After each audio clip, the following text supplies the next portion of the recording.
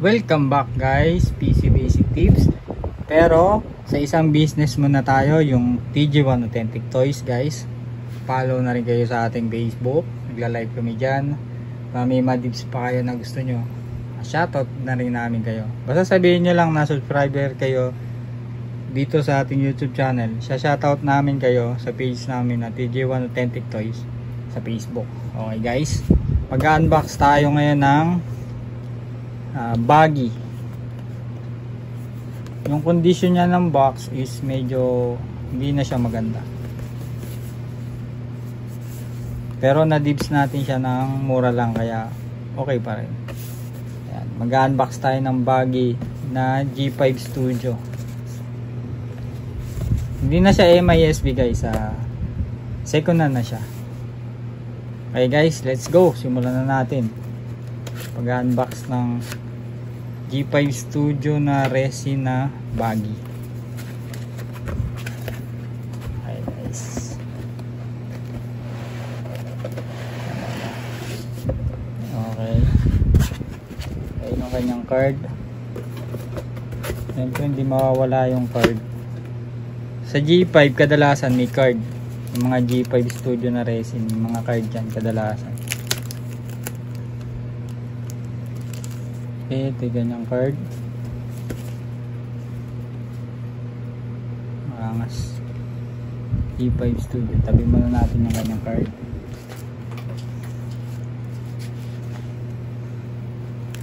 And sama na natin.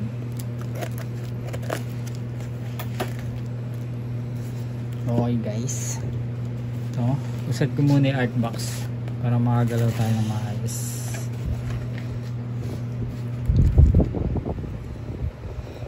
Unahin muna natin yung base guys para may paglalagyan tayo.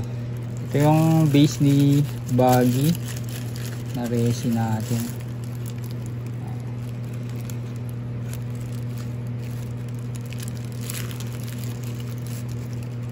Okay naman siya. Ang angas guys, angas talaga ang gawa ng mga G5 para sa akin lang guys, para sa akin parang mas nagagandahan ako compare sa malalaki. Si bag ay pa yata magpatanggal okay.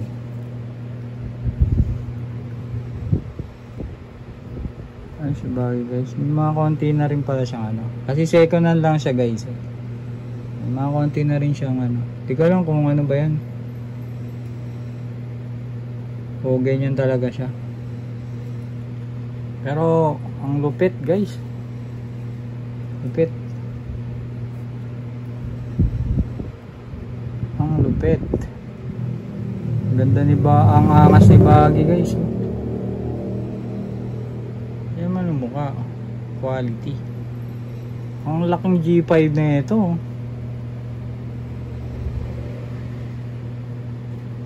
Nga guys, ilagay muna natin sa base.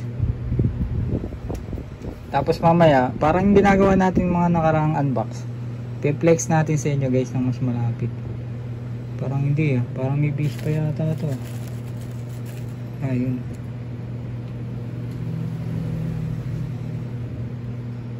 Ilagay muna natin si baggy.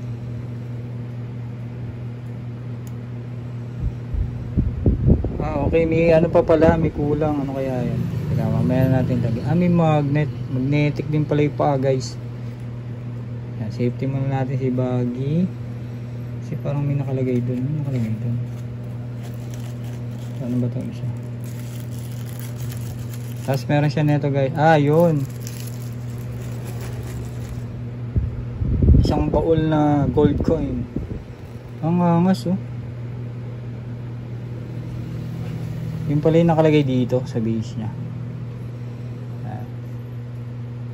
Gawin muna natin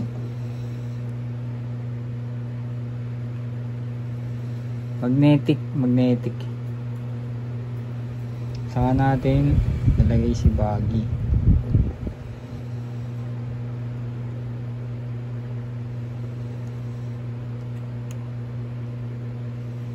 Okay guys, mamaya papakita natin ng mas maayos.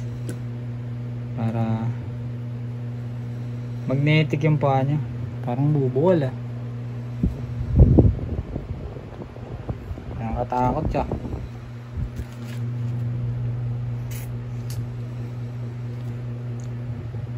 Okay, wait lang guys ha. Tanggalin ko lang itong styro na. Tapos lipat natin dito para mas kita nyo guys. Yan. Yan yung studio.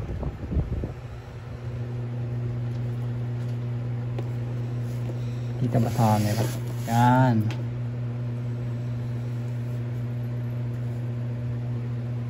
Magnetic yung paa niya dito. Kasi laki niya para kahit gaano hindi siya mabubuwal, kaya goods. Sunod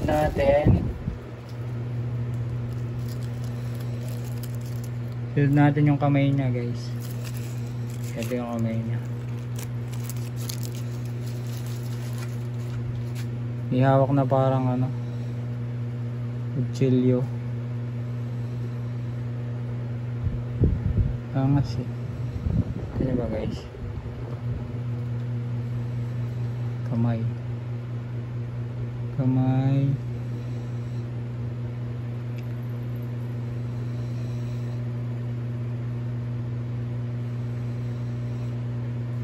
Kailangan yata i-blue tack na ito.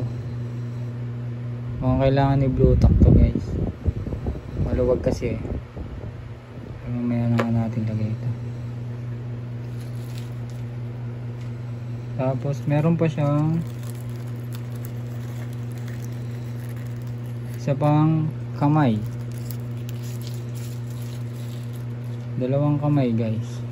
Isa may hawak na bomba.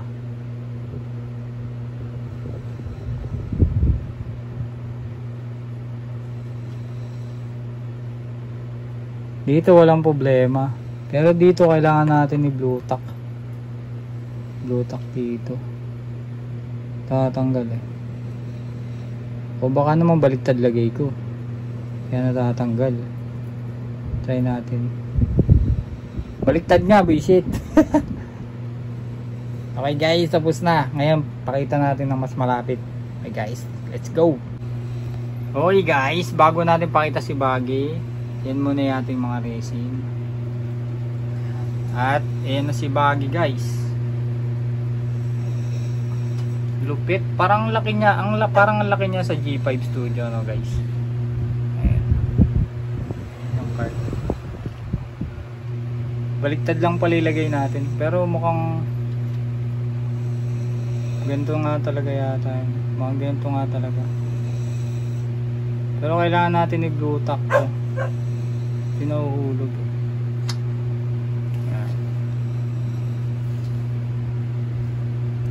Ang angas guys. Ito na yung quality. Parang ang laki niya sa G5 Studio. Angas. Okay guys, yun lang. Sana na-enjoy nyo yung pag-unbox natin ng G5 Studio na resin na Baggy. Kaya abang-abang lang kayo sa mga i-unbox pa nating resin pag nakakuha tayo ng mga G5 Studio line o kaya kahit hindi G5 Studio, basta pag meron tayong dumating na bago nakuha, unbox natin yan. Maraming salamat guys.